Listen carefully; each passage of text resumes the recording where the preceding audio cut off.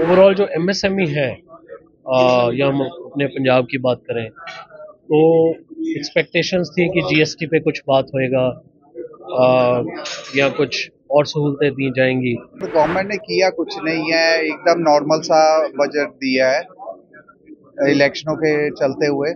जैसे वैसे तो हर सेक्टर को मैं उन्होंने टच किया है, बट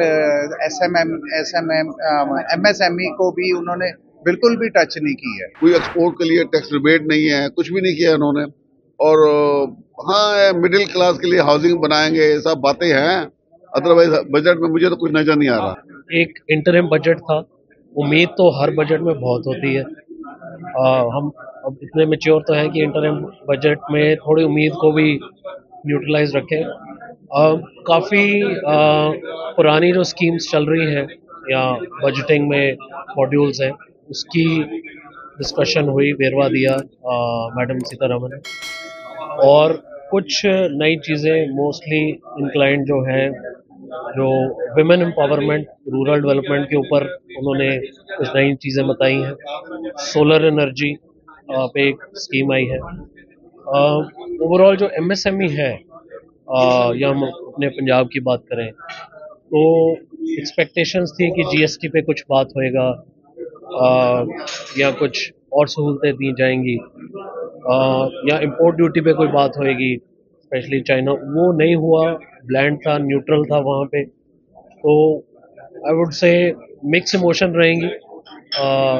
कुछ थोड़ा डिसअपॉइंटिंग भी रहेगा, कुछ ये भी है कि जो अच्छी स्कीमें चल रही हैं, बट एमएसएमई के लिए आई थिंक बजट न्यूट्रल था, ब्लैंड था। तो जो एक्सपेक्टेशन थी स्पेसिफिक, वो कोई अनाउंसमेंट नहीं है। पर गवर्नमेंट ने किया कुछ नहीं है, एकदम नॉर्मल सा बजट दिया है इलेक्शनों के चलते हुए। जैसे वैसे तो हर सेक्टर को मैं उन्होंने टच किया है, बट एमएसएमई को भी उन्होंने बिल्कुल भी टच नहीं की है। जी। तो अभी क्या लगता है आपको, कोई टैक्स में कुछ छेड़छाड़ नहीं की उन्होंने? कुछ भी नहीं की है। क्या था कि बजट शायद बढ़ेगी दर इनकम टैक्स की? हाँ, लगता तो था, बट वही हर बात घुमा के इसी पे आती है कि अपना इलेक्शंस की वजह से उन्होंने बिल्कुल ही एक ब्लैंड सा बजट दे दी है। तो कितने नंबर दे सकते हैं आप? सीआईसी जो है सबको डिपेंड करती है, कितने नंबर दे सकते हैं आप? नंबर 5 देंगे आउट ऑफ 10। 50%? हाँ, 50%, क्योंकि उन्होंने थोड़ा थोड़ा हर सेक्टर को टच किया है।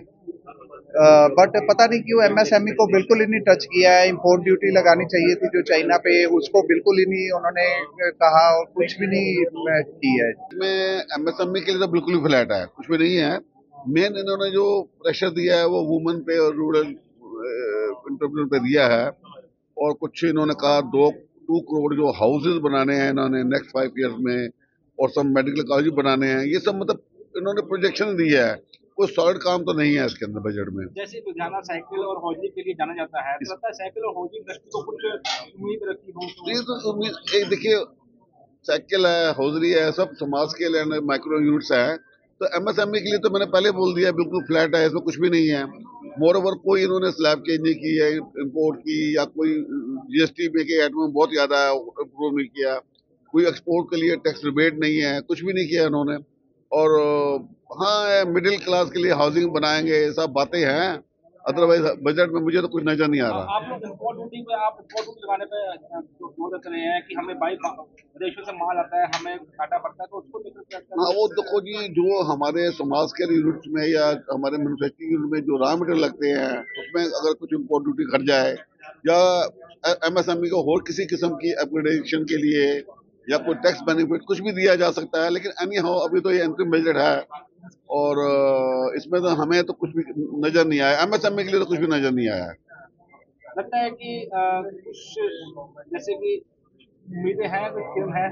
देखिए, अभी ये 24 जो है ये इलेक्शन ईयर है, तो जो ये अपनी फाइनेंस मिनिस्टर हैं, ये तो अपनी सरकार के बारे में हम ये करेंगे, हम वो करेंगे, इनकम रेट 50% बढ़ जाएगी, हमें तो कुछ नजर नहीं आ रहा।